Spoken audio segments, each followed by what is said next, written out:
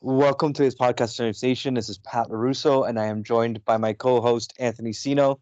Happy Thanksgiving, Anthony. How have you and your family spent this wonderful Thanksgiving weekend? Um, it's been good. Happy Thanksgiving to you, Pat. Thank you. Yeah, the family's been good.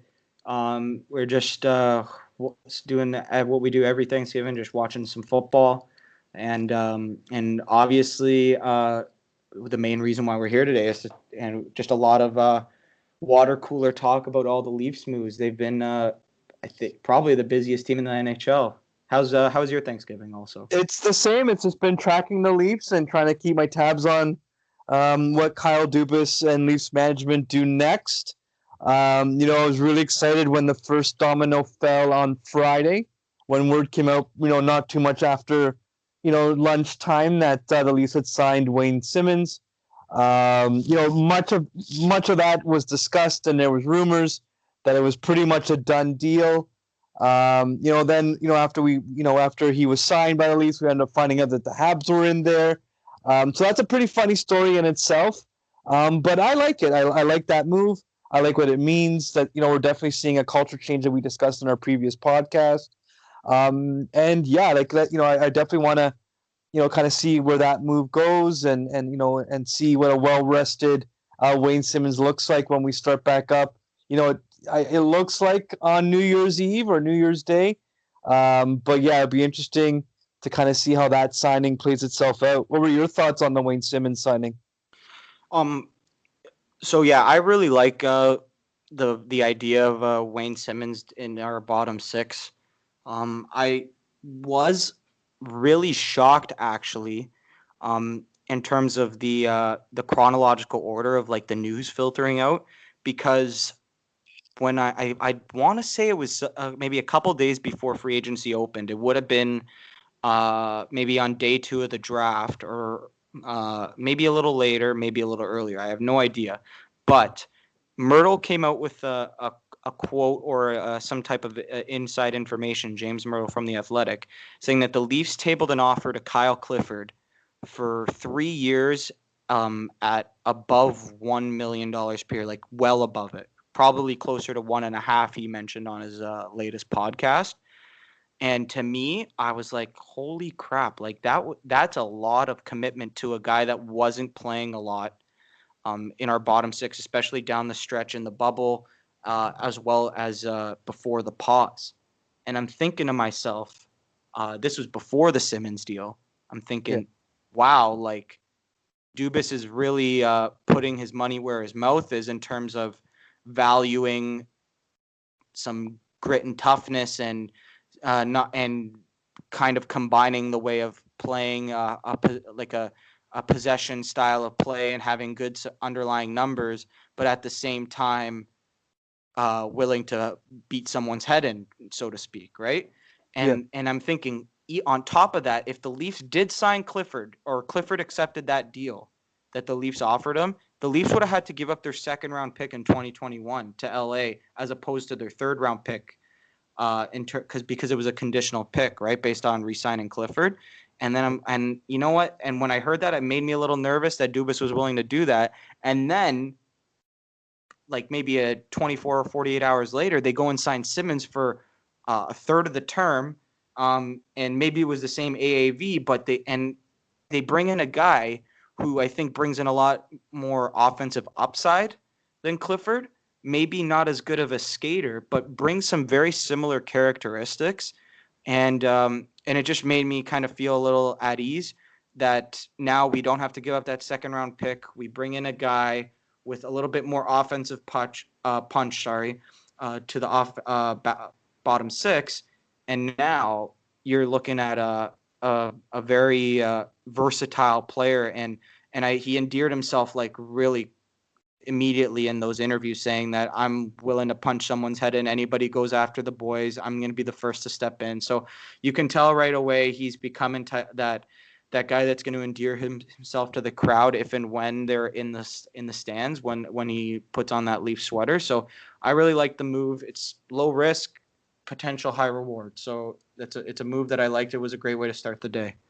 No, most definitely. And I, we had mentioned, and I know you speak to it a lot, is the Leafs lacked players to drag the team into the fight. And Wayne Simmons, based on his personality, based on his style of play, um, is never lacking in that area of his game. So it's kind of nice to kind of get that spark, on that team.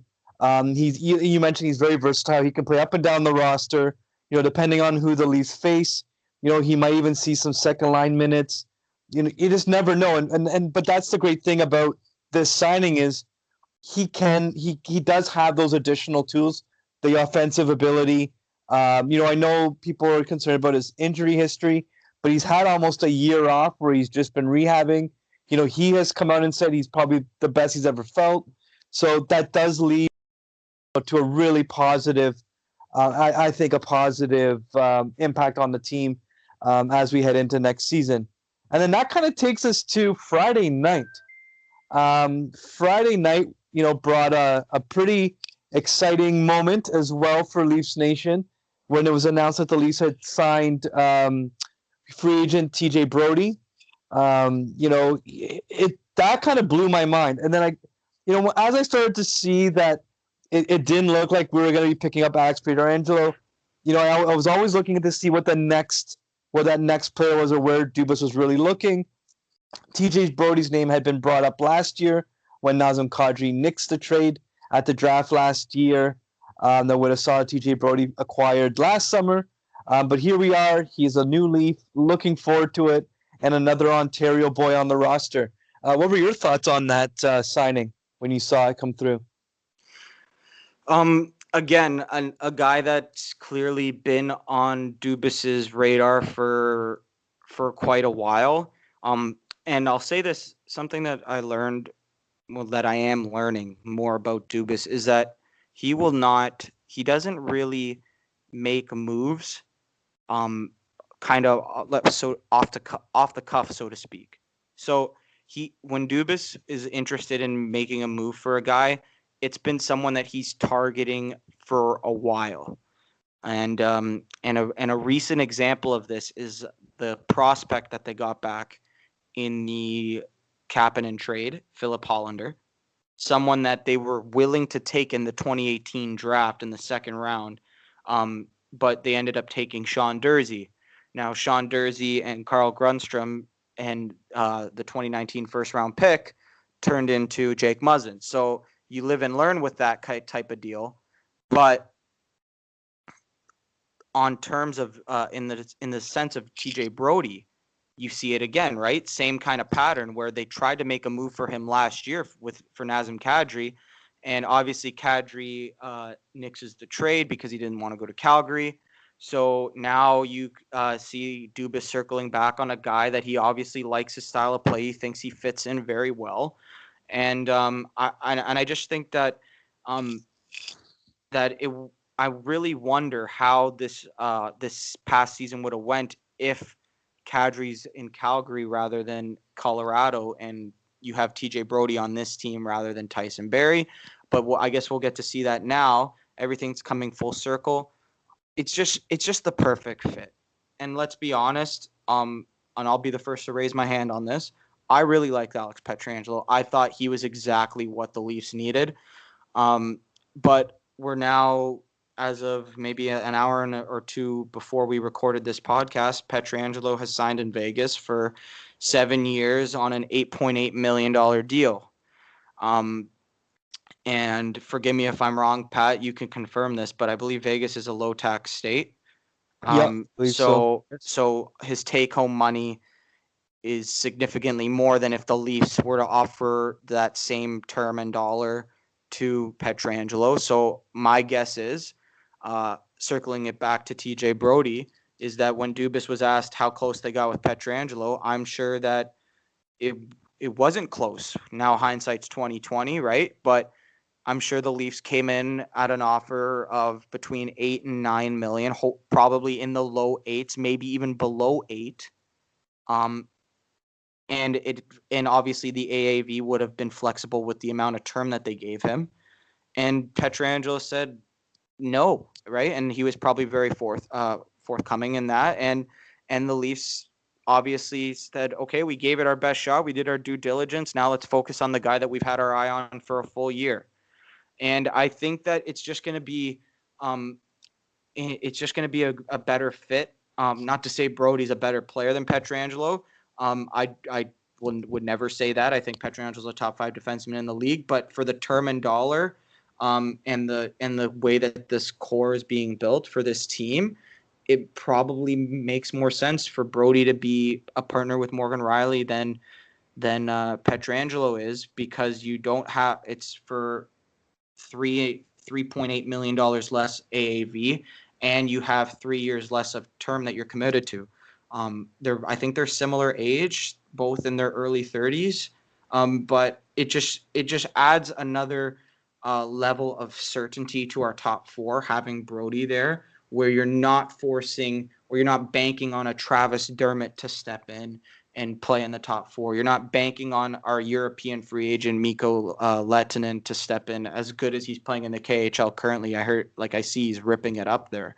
But now you slot him in beside Rielly. Okay, that's our top pair. No questions asked. So you're still able to answer that question that you would have been able to answer even if you signed Pietrangelo, but you get it for almost half the term and almost half the AAV.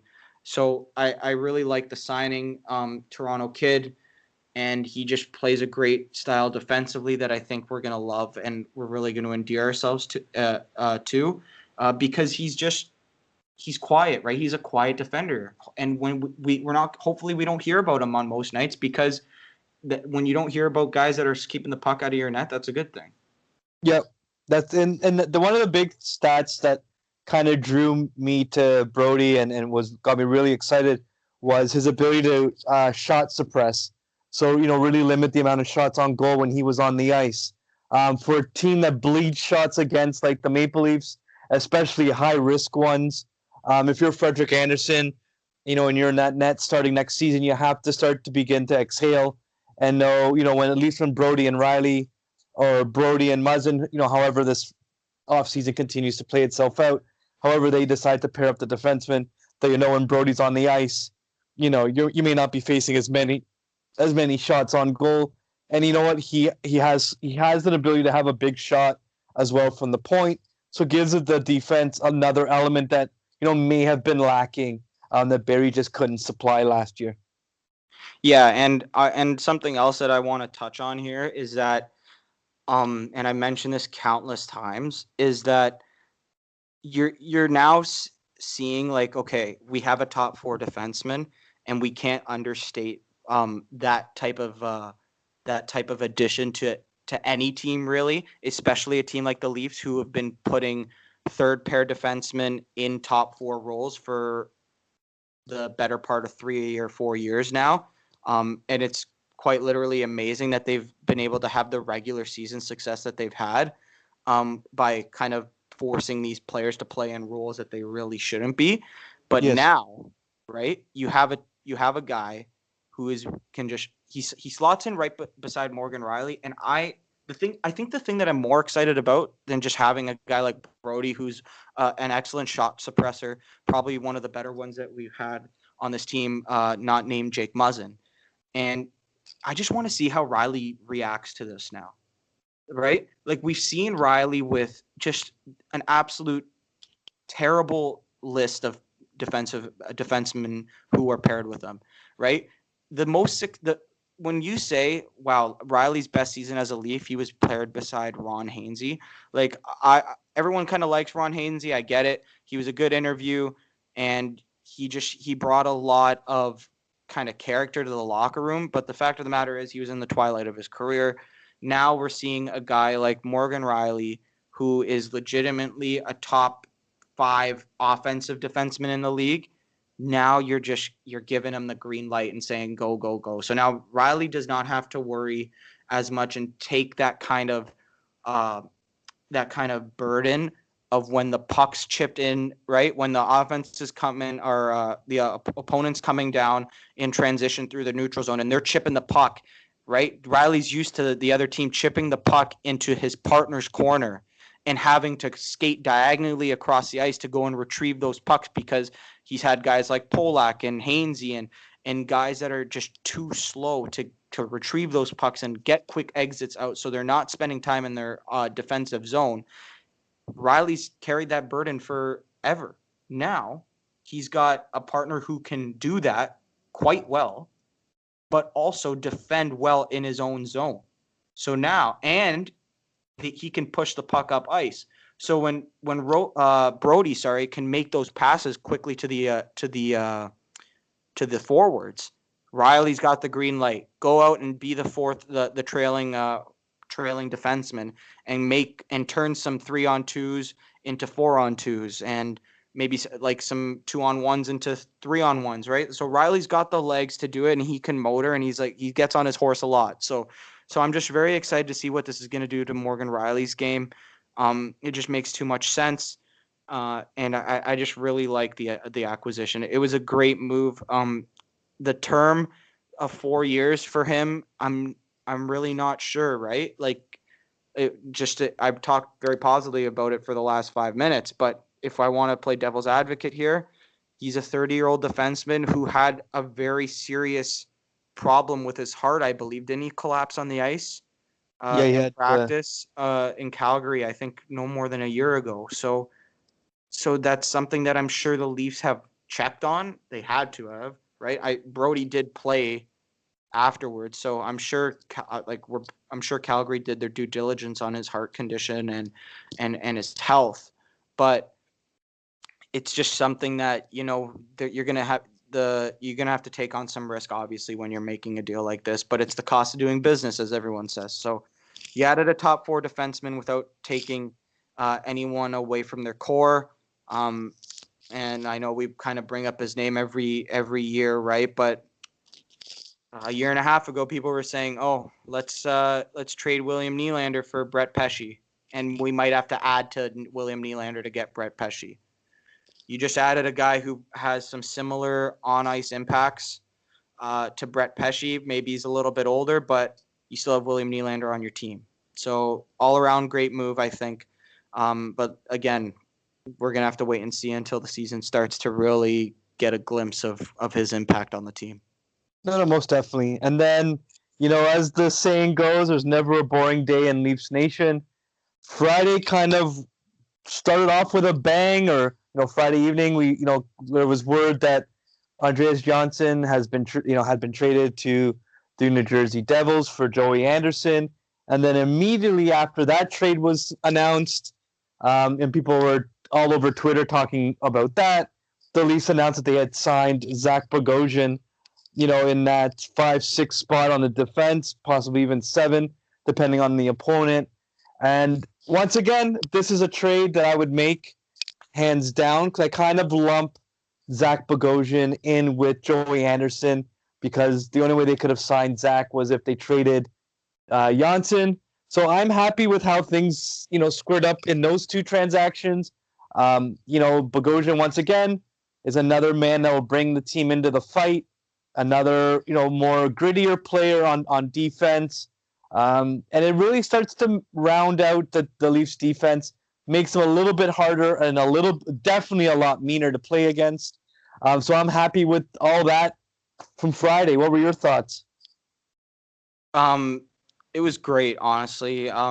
Again, I don't want to be the just the Dubas fanboy here. So and obviously I've been critical of him in terms of some moves, but you really have to, when you look at all these moves objectively, like the ones that you're talking about. I believe they came in on Saturday. I think you said Friday, but they did come in on Saturday. Yes, Saturday. Yeah, sorry, Saturday. So no worries. But I really like, again, the kind of the motives behind this deal, especially given their current situation. Now, when you look back, right, they signed Brodie. They were over the cap. Leafs were over the cap, and I think if I'm reading the tea leaves correctly, Dubas did his due diligence on the forwards. So from what I've read is that Dubas at the draft, and even before then, he was putting out names like Andreas Johnsson, Alexander Kerfoot, Pierre Engvall, and we'll get into those guys later in the podcast. But he got out and he got prices. He put a price tag to the names, right? So now he knows, right? Before he even signs Brodie, before he even puts pen to paper on Brodie, he knows that he's getting Andreas Johnsson for Joey Anderson from New Jersey. He probably shopped him to Columbus, and Columbus offered him something. We don't know what kind of prospect it was or what kind of player it was, but again, he had a price tag, I'm sure, right? So now Dubas knows what he's working with. He knows the consequent moves that he has to make once he makes a move like signing TJ Brodie. So he makes the move Friday night. Saturday, obviously, he puts the call into Tom Fitzgerald in New Jersey, and then you go. There you go. You have your trade, right? And then I start looking, and I think I'm remembering Joey Anderson, and I'm a big World Junior fan, and I remember him from the 2018 World Juniors, and I really do. I remember, I forget what line he was on, but he was a very physical player in those World Juniors. Now he's playing against his peers, so let's not, like, obviously you have to take that with a grain of salt, because now he's not playing with his peers, right? He's playing against men, right? So, and I'm thinking he brought an element to that US team that was really impressive, and he put up 7 points in 7 games. So like some pretty good numbers, so to speak. I think he was a 19 or 20-year-old at the time, and to me, he brings again a different element to the prospect pool now. So now we don't know if he's going to make the main roster, but he brings a different element to the prospect pool of, some skill around the net. Maybe not the most fleet of foot, but a guy that's relentless on the forecheck. Rachel Dory, who's a Twitter personality on Leafs Twitter, she used to work for the New Jersey Devils, and she basically said that this guy is a Blake Coleman type, kind of, but with some Wayne Simmons hands around the net. Joey Anderson even said in his introductory press conference that I like to follow the development path of Zach Hyman. Now, obviously, someone who's not as skilled wants to follow the development path of Zach Hyman because you get to play with really good players and you can get paid well doing it and get some good chances around the net, obviously. So again, take that with a grain of salt. But you get a prospect like Joey Anderson, right? A 20-year-old guy, now he's 22. But you get a guy who is an RFA. He's going to cost less than $1 million on his new deal. He needs an extension, right? They need to sign him, but he has some great AHL numbers again, right? And he just adds a different element to the team. And who knows? Maybe he takes a step this offseason, and can find himself on a third or fourth line on the right wing with the Leafs. And the Leafs just got a bottom 6 forward for Andreas Johnsson, who every team in the league knew he had to trade. Like, the Leafs really didn't have any leverage, and they were still able to get a positive asset in return. So I'm really excited about it. And something, again, that we need to keep in mind here is it's tough to move money in this market, right? You see it now, Pat, right? Like, you see Tyler Toffoli signing in Montreal. I forget how much term he got, but it was 4.5 or something like that, right? Yeah. And it's tough to move money in this market. And the Leafs just moved out when you think of Kapanen and Johnsson, right? You think of Kapanen and Johnsson, how much was their total? $6.6 million. The Leafs moved out $6.6 million, and they signed, and they got back the 15th overall pick, another probably B-plus level prospect in Philip Hollander, and maybe a B prospect in Joey Anderson, right? Teams are struggling to move money around, and the Leafs were able to get positive assets for that type of salary going out the door for nothing, for no salary coming back. Like, when you think of it in a scope like that, that's fantastic work by Dubas. Oh yeah, most definitely. It's so funny because, like, we as fans, we kind of default at looking at each move in onto itself. Yeah, in a vacuum. In a vacuum, we don't see it in the larger picture. And as you start to see, really, if we had signed, AP, or Alex Pietrangelo, sorry. Yeah. That would have meant, because I think his contract came out to 8.8 or 8.9 million. That's one player, and the Leafs would have been left with a bunch of holes all over their roster. So, yes, we signed Brodie, but then he frees up money where we could allocate it elsewhere in the roster. So now we get two decent defensemen, or at least, I'm assuming there's going to probably be one more move, in the pipeline to shore up the top four. But you're essentially getting two defensemen, or even if you look at the grand scheme of things, you're getting Brodie, Bogosian. Then we found out later on that there's been additional signings with Jimmy Vesey, and now you start to see that the depth that everyone thought the Leafs had lost because they were so tight up against the cap, they might actually, by the time the season start, actually have cap space, have depth on the Marlies, that if there's ever an injury, they have players that are ready to step in because they do have that that NHL experience. And what was once seen as cap hell is Dubas now has all this flexibility with the roster. Yeah, I think you're something that you mentioned here is really important.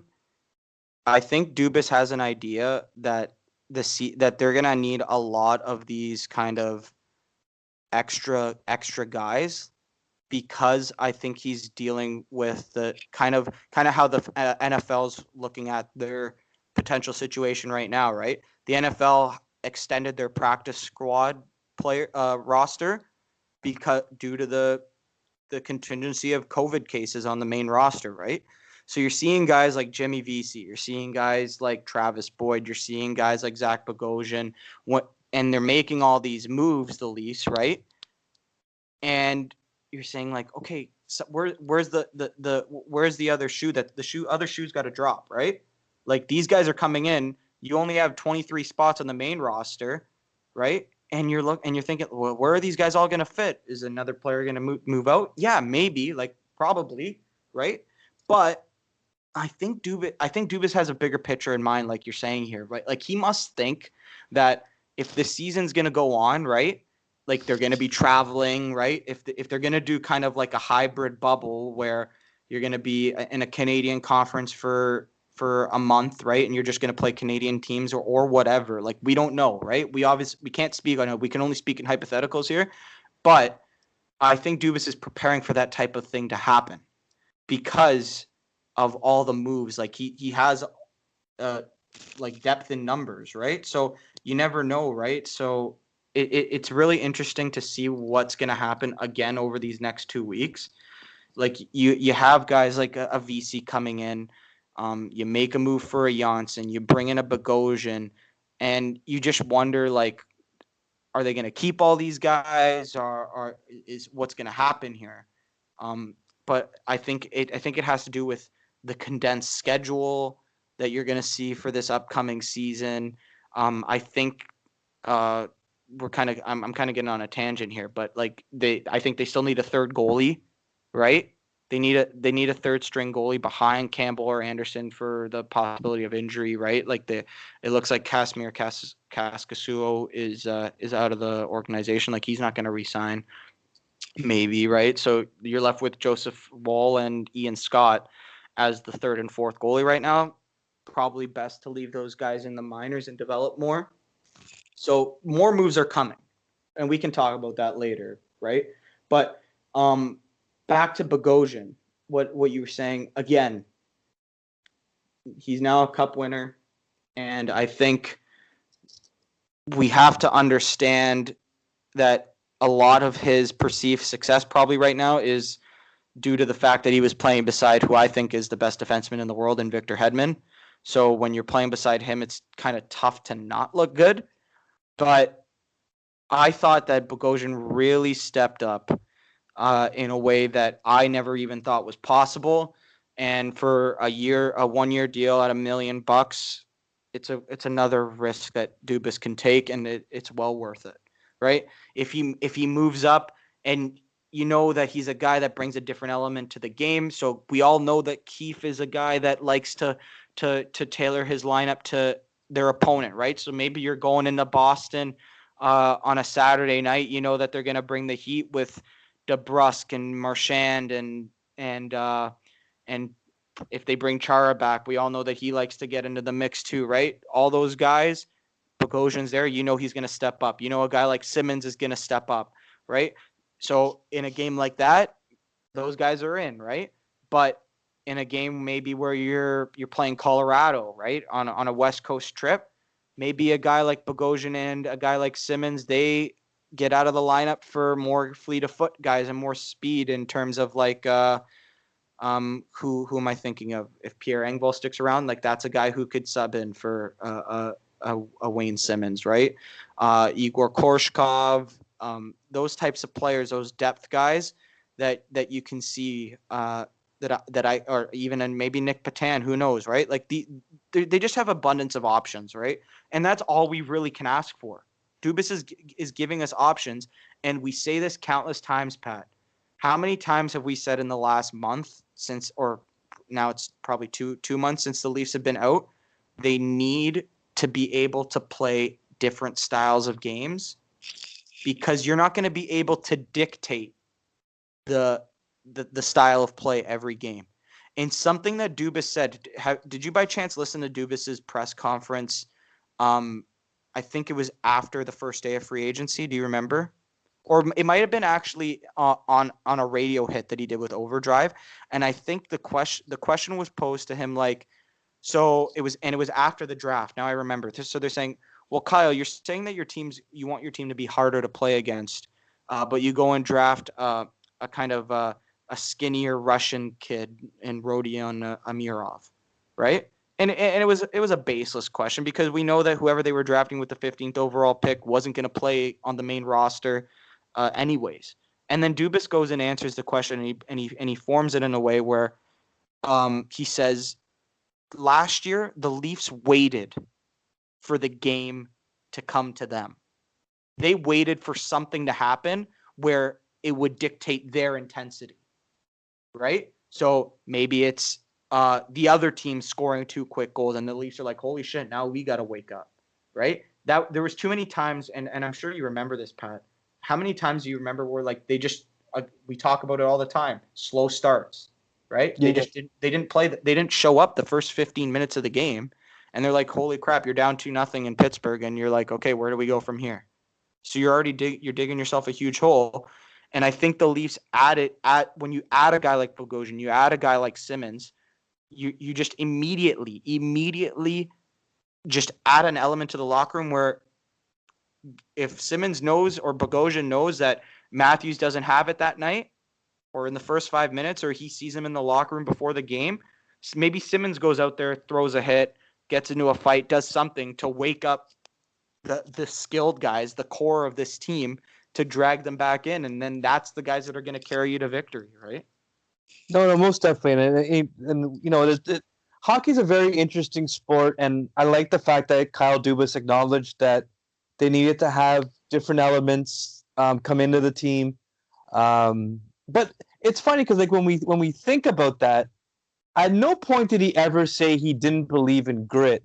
You know, there was a quote during his time with the Sault Ste. Marie Greyhounds, which I noticed a few fans that were starting to share. And he said, he's like, I build my teams with skill first because that's a lot harder of an element to acquire. And then once I'm at a point where I'm happy with the skill level, then I fill in the roster with the grittier, hard to play elements. And we're seeing that exact game plan now with the Leafs. You know, it did take him a couple of years. You know, his first year he had to get the big 3 contracts signed. Then he landed Tavares. So, you know, he was doing a lot of the big heavy lifting, you know, in his first summer. And then last summer again, he realized that they needed to do some tinkering. You know, yes, you know, with hindsight, the Barrie trade didn't work out at the time everyone thought it was going to.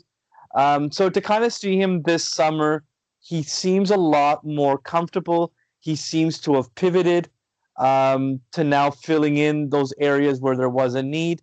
And that kind of leads us to our final segment, which I think will be really fun. You know, you and I have both agreed that, you know, we think that there's going to be some future moves to still be had when it comes to the Leafs. And with their roster, their opening night roster. So let's just play a game. Who would you rather have? So the first is Hall or Dermott. Who would you rather have on your roster starting game one, whenever that may be? Okay. So I think for me personally, it's a no-brainer, and it's Travis Dermott. Um, I just, for many reasons, right? He's younger. He's not as big, but we said it before. He is an elite transition defender. Through the neutral zone, tight gaps, right? Like he's very good at that. He's very good at what he does. And I think with time, he will get better in terms of defending in his own zone. And I think, funny enough, I think a great development path for Travis Dermott is the Leafs' newly signed defenseman in TJ Brodie, a left shot defenseman who is comfortable playing on the right side, which Dubas has said this past week that expect Dermott to play on the right side. So I think that Dubas is seeing kind of a role model within the organization for Travis Dermott to aspire to be, and right now we're obviously seeing that come to fruition. Where if he moves to the right side on a third pair behind a Brodie, or maybe they even think he's going to play top 4 minutes in certain situations, right? Maybe in offensive zone starts or something like that. I just think Dermott brings a lot more to the table. I think he's going to cost less than the $2 million on 3 years that Justin Hall is going to bring. The only thing is now, and this is kind of the boogeyman and hiding in the closet that not a lot of people are talking about right now, but it's going to come up really soon in conversations, is the expansion draft. All right. So we really don't know what's going to happen here. Like I honestly don't, in terms of who they're going to protect. They're going to protect